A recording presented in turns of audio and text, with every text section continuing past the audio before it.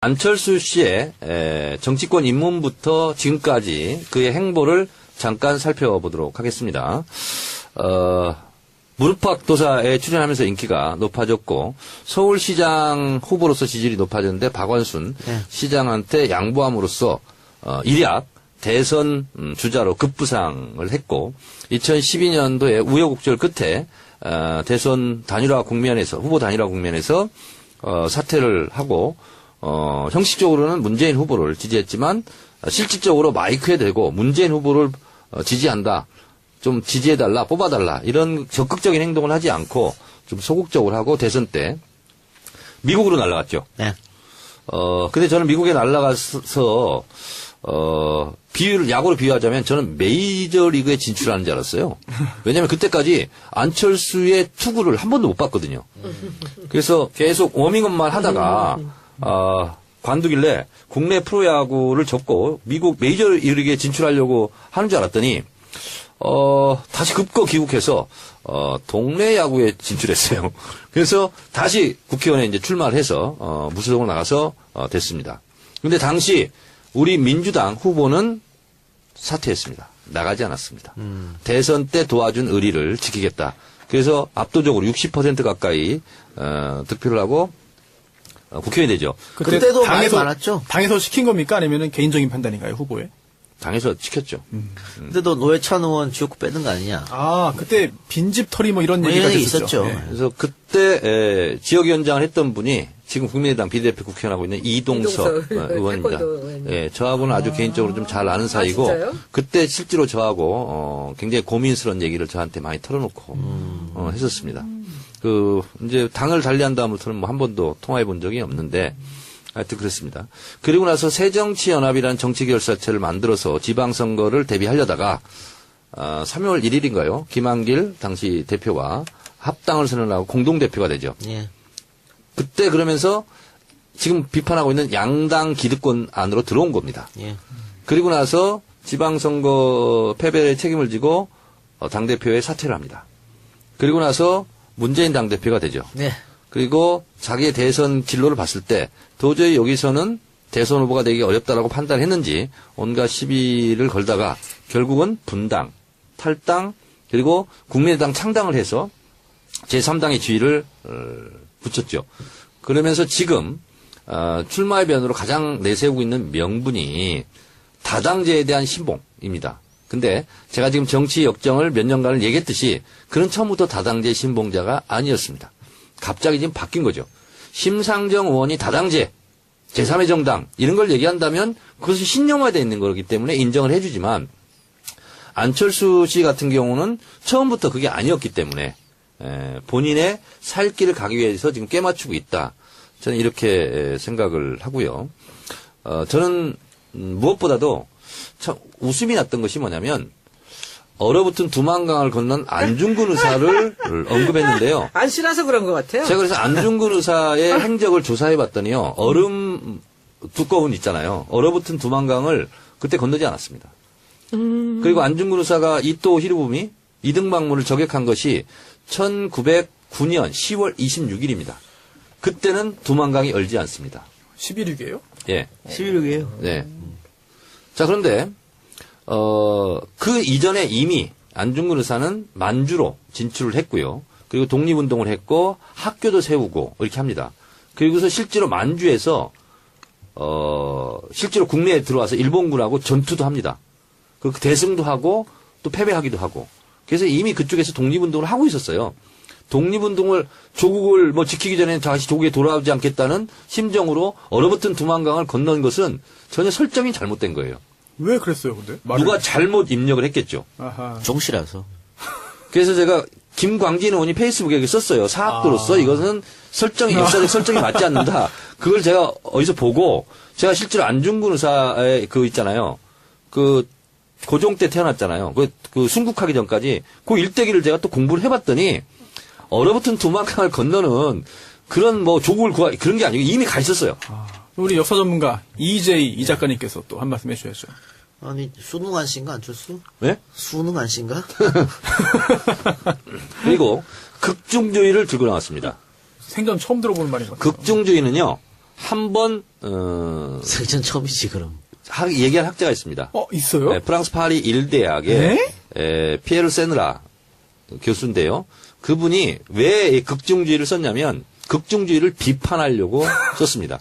이게 뭐냐면 프랑스 혁명 이후에 니콜라이 18세 다시 왕정을 복구한 때가 있었습니다. 그때 프랑스 혁명 세력들은 좌파죠. 이거 왕정으로 가면 안 된다. 또 왕당파들은 왕정으로 가야 된다. 좌우 대립이 극심했어요. 그때 루이 18세가 정치권 좌우 다 빠져. 나는 그냥 관료들하고 이제 잘 살래. 그게 극중주의예요. 그래서 그건 잘못됐다 하고 파리 일대학 피에르 교수가 그걸 비판한 거예요. 근데 그 비판한 것을 가지고 들고 나온 거예요. 그리고 이것은 형용 모순입니다. 극중이라는 말은 뜨거운 얼음 이렇게 같이 어울리지 않아요.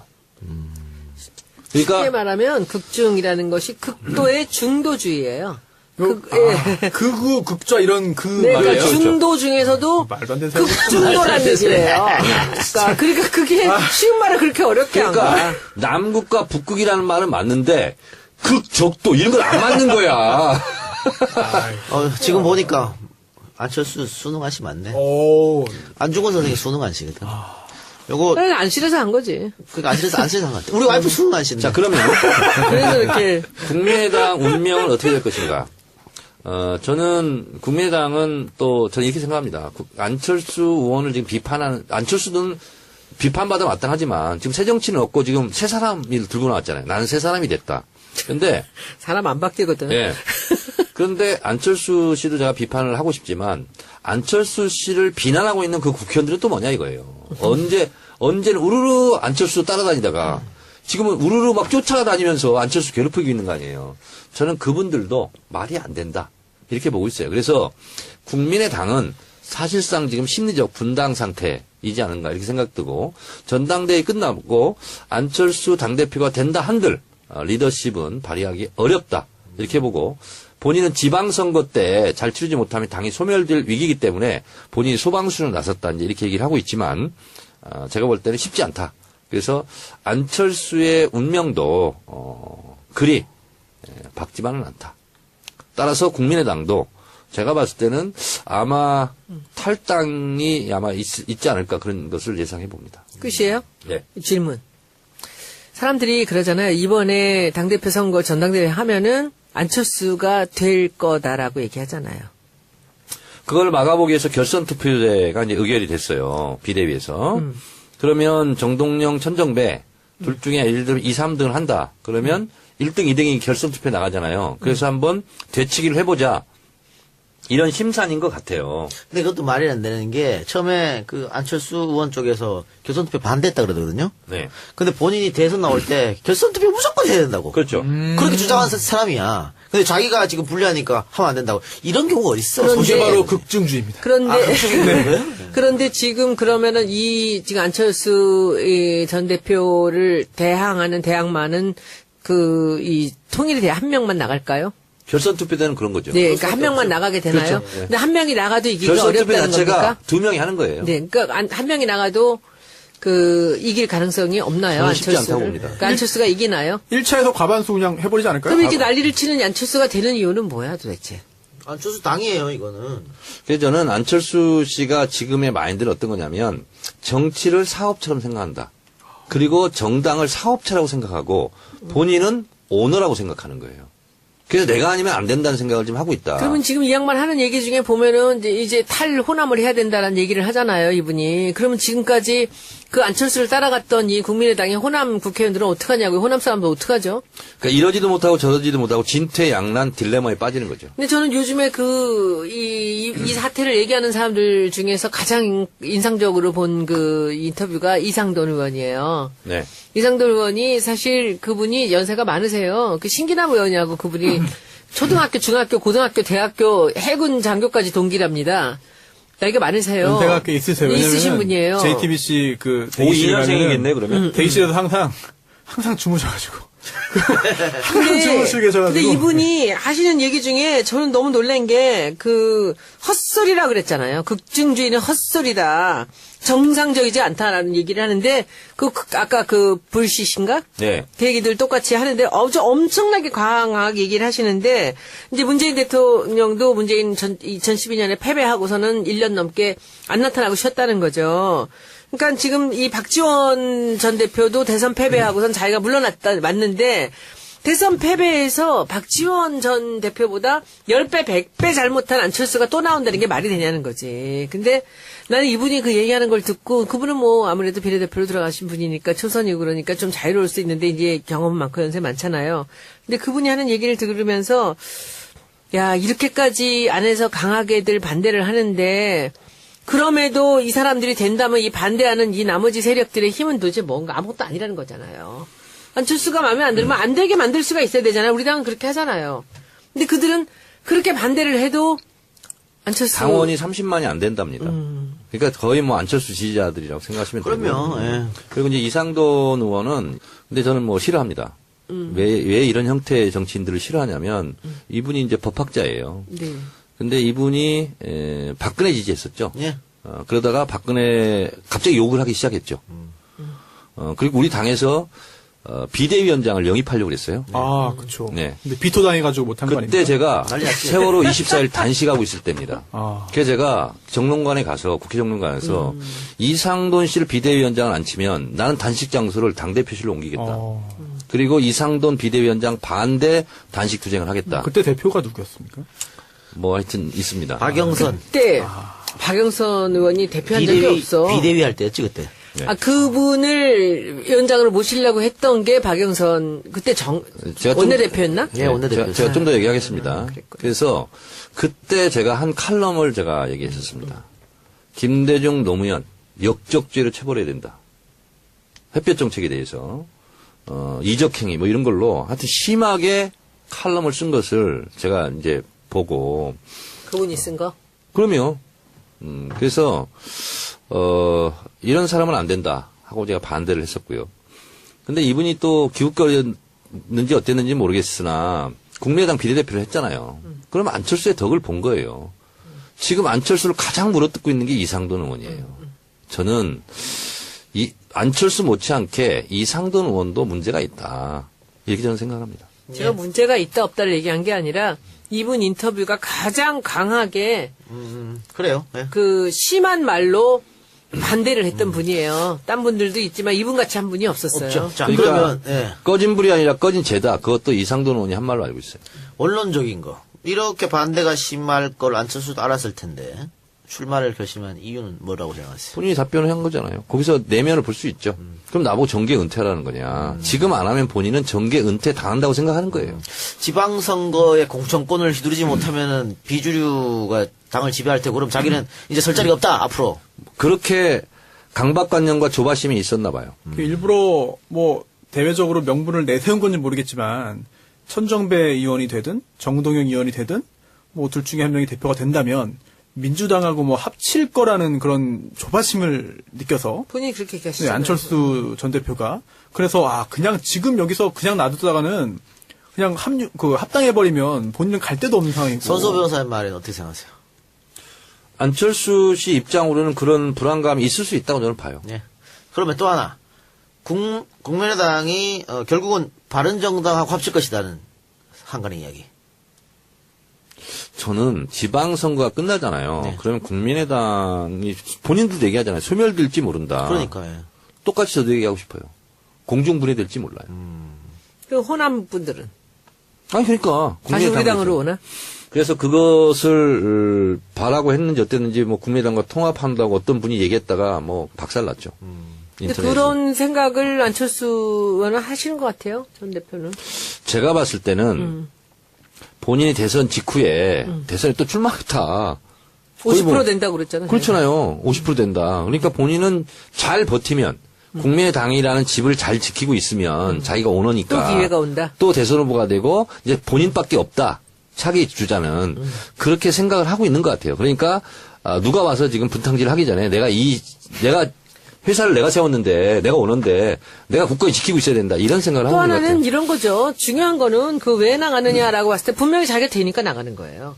아니, 그럼 확실히 있으니 나가죠. 그러니까 그렇습니다. 맞습니다. 확신이 예. 있는데 지금 만약에 저는 계산을 해보면은 여기서 이제 지선을 끝내고 지방선거를 끝내고 나서 이 양반들이 몇 사람이 그러면 저 바른정당으로 간다? 호남 사람들은 못 가잖아요. 그럼 몇 명 안 되거든요. 예, 네. 비례대표 못 나가고. 어떻게 되나, 그러면? 그러니까 뭐, 근데 지방선거 끝나면은 저는 정계 개편이 있을 것 같아요. 어떤 식으로든 정계 있을 것 개편이 있을 것 같아요. 같아. 근데 왜냐면 지방선거가 지금 뭐 1년 남았습니다만은 이 상태로 간다고 가정했을 때 국민의당하고 바른정당 설 자리가 없거든요. 저는 개인적인 입장입니다. 지극히. 예. 지방선거 이후에 국민의당이나 바른정당만 흔들릴 가능성이 높습니다. 예. 저는 근데 국민의당하고 통합하거나 또는 선별해서 받아들이거나 저는 그렇게 하지 않았으면 좋겠어요. 왜냐하면 아니, 국민의당이 예, 바른정당하고 지들끼리 합치고 막 그럴 이런. 수도 있고 그러니까요. 우리 당으로 오려고 녹화한 사람이 있을 있겠죠. 수도 있고 호남 분들이야 글로 가지 못하지 않겠어요? 그러니까. 자, 그런데 그렇게 됐을 경우 지금 어떻게 보면 말썽 부리고 뭐 문재인 대통령 끊임없이 막 공격했던 사람이 나간 거예요. 어떻게 보면 우리 당 입장에서는 알턴니가 빠진 거거든. 근데 그 알턴니를 다시 끼워서 뭐 뭘 하자 나는 이거는 아닌 것 같고 좀 협치라는 관점 속에서 의회 소수이기 때문에 좀 불편함은 있겠지만 그것은 난 국민들의 지지로 예. 돌파했으면 좋겠고 그리고 다음 총선 때는 우리 당이 잘해서 호남에서 다시 석권했으면 예. 좋겠어요. 실제로 국내에 들어와서 일본군하고 전투도 합니다. 그리고 대승도 하고 또 패배하기도 하고. 그래서 이미 그쪽에서 독립운동을 하고 있었어요. 독립운동을 조국을 뭐 지키기 전에 다시 조국에 돌아오지 않겠다는 심정으로 얼어붙은 두만강을 건넌 것은 전혀 설정이 잘못된 거예요. 왜 그랬어요, 근데? 누가 잘못 입력을 했겠죠. 아하. 종씨라서. 그래서 제가 김광진 의원이 페이스북에 썼어요. 사학도로서 이것은 설정이 역사적 설정이 맞지 않는다. 그걸 제가 어디서 보고 제가 실제로 안중근 의사의 그 있잖아요. 그 고종 때 태어났잖아요. 그 순국하기 전까지 그 일대기를 제가 또 공부를 해봤더니 얼어붙은 두만강을 건너는 그런 뭐 조국을 구하 그런 게 아니고 이미 가 있었어요. 우리 역사 전문가 이 작가님께서 또 한 말씀 해주셔야죠. 아니, 수능한 씨인가, 안철수? 네? 수능한 씨인가? 그리고 극중주의를 들고 나왔습니다. 생전 처음 들어보는 말인 것 같아요. 극중주의는요 한번 생전 처음이지, 그럼. 얘기한 학자가 있습니다. 있어요? 네, 프랑스 파리 일대학의 피에르 세느라 교수인데요. 그분이 왜 이 극중주의를 썼냐면 극중주의를 비판하려고 썼습니다. 이게 뭐냐면 프랑스 혁명 이후에 니콜라이 18세 안철수 씨의 정치권 입문부터 지금까지 그의 행보를 잠깐 살펴보도록 하겠습니다. 무릎팍도사에 출연하면서 인기가 높아졌고 서울시장 후보로서 지지율이 높아졌는데 박원순 시장한테 양보함으로써 일약 대선 주자로 급부상을 했고 2012년도에 우여곡절 끝에 대선 단일화 국면에서 후보 단일화 국면에서 사퇴를 하고 형식적으로는 문재인 후보를 지지했지만 실질적으로 마이크에 대고 문재인 후보를 지지한다. 좀 지지해달라, 뽑아달라, 이런 적극적인 행동을 하지 않고 좀 소극적으로 하고 대선 때 미국으로 날아갔죠. 네. 근데 저는 미국에 날아가서, 야구로 비유하자면 저는 메이저리그에 진출하는 줄 알았어요. 왜냐면 그때까지 안철수의 투구를 한 번도 못 봤거든요. 그래서 계속 워밍업만 하다가, 관두길래 국내 프로야구를 접고 미국 메이저리그에 진출하려고 하는 줄 알았더니, 다시 급거 귀국해서, 동네 야구에 진출했어요. 그래서 다시 국회의원에 이제 출마를 해서, 무소속으로 나가서, 됐습니다. 근데 당시 우리 민주당 후보는 사퇴했습니다. 다시 왕정을 복구한 때가 있었습니다. 그때 프랑스 혁명 세력들은 좌파죠. 이거 왕정으로 가면 안 된다. 또 왕당파들은 왕정으로 가야 된다. 좌우 대립이 극심했어요. 그때 루이 18세가 정치권 좌우 다 빠져. 나는 그냥 관료들하고 이제 잘 살래. 그게 극중주의예요. 그래서 그건 잘못됐다 하고 파리 일대학 피에르 교수가 그걸 비판한 거예요. 근데 그 비판한 것을 가지고 들고 나온 거예요. 그리고 이것은 형용 모순입니다. 극중이라는 말은 뜨거운 얼음 이렇게 같이 어울리지 않아요. 쉽게 그러니까 말하면 극중이라는 것이 극도의 중도주의예요. 극우, 극좌 이런 그 네, 말이에요. 그러니까 중도 중에서도 말도 안 되는 소리. 극중도라는 얘기예요. 그러니까 그게 쉬운 말을 그렇게 어렵게 한 그러니까 거야. 남극과 북극이라는 말은 맞는데 극적도 이런 건 안 맞는 거야. 지금 보니까 안철수 수능 안시 맞네. 오, 안중근 선생이 수능 안시거든. 요거 그래, 안 싫어서 한 거지. 그러니까 안시에서 한 것 같아. 우리 와이프 수능 안시인데. 자, 그러면 그래서 이렇게 국민의당 운명은 어떻게 될 것인가? 저는 국민의당은 또 저는 이렇게 생각합니다. 안철수 의원을 지금 비판하는 안철수는 나가지 않았습니다. 대선 때 도와준 의리를 지키겠다. 그래서 압도적으로 60% 가까이 득표를 하고 국회의원이 되죠. 그때도 많이 많았죠. 당에서 시킨 겁니까? 아니면은 개인적인 판단인가요, 후보에? 당에서 지켰죠. 그때도 노회찬 의원 지역구 빼는 거 아니냐. 아, 그때 빈집털이 뭐 이런 얘기가 이런 얘기 있었죠. 있었죠. 네. 그래서 그때 지역위원장을 했던 분이 지금 국민의당 비례대표 국회의원하고 있는 이동석 의원입니다. 태권도 의원님. 예, 저하고는 아주 개인적으로 좀 잘 아는 사이고 진짜요? 그때 실제로 저하고 굉장히 고민스러운 얘기를 저한테 많이 털어놓고 했었습니다. 이제 당을 달리한 다음부터는 뭐 한 번도 통화해 본 적이 없는데 하여튼 그렇습니다. 그리고 나서 새정치연합이라는 정치결사체를 만들어서 지방선거를 대비하려다가 3월 1일인가요? 김한길 당시 대표와 합당을 선언하고 공동대표가 되죠. 예. 그때 그러면서 지금 비판하고 있는 양당 기득권 안으로 들어온 겁니다. 예. 그리고 나서 지방선거 패배의 책임을 지고 당대표에 사퇴를 합니다. 그리고 나서 문재인 당대표가 되죠. 네. 그리고 자기의 대선 진로를 봤을 때 도저히 여기서는 대선 후보가 되기 어렵다라고 판단했는지 온갖 시비를 걸다가 결국은 분당, 탈당, 그리고 국민의당 창당을 해서 제3당의 지위를 붙였죠. 그러면서 지금 출마의 변으로 가장 내세우고 있는 명분이 다당제에 대한 신봉입니다. 근데 제가 지금 정치 역정을 몇 년간을 얘기했듯이 그는 처음부터 다당제 신봉자가 아니었습니다. 갑자기 지금 바뀐 거죠.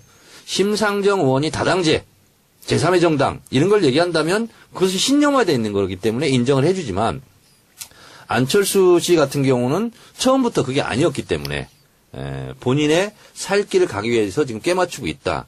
저는 이렇게 생각을 하고요. 저는 무엇보다도 참 웃음이 났던 것이 뭐냐면 얼어붙은 두만강을 건넌 안중근 의사를 언급했는데요. 안 싫어서 그런 것 같아요. 제가 그래서 안중근 의사의 행적을 조사해 봤더니요. 얼음 두꺼운 있잖아요. 얼어붙은 두만강을 그때 건너지 않았습니다. 그리고 안중근 의사가 이토 히로부미 이등방문을 저격한 것이 1909년 10월 26일입니다. 그때는 두만강이 얼지 않습니다. 11.6이에요? 예. 11.6이에요. 네. 자, 그런데, 그 이전에 이미 안중근 의사는 만주로 진출을 했고요. 그리고 독립운동을 했고 학교도 세우고 이렇게 합니다. 그리고서 실제로 만주에서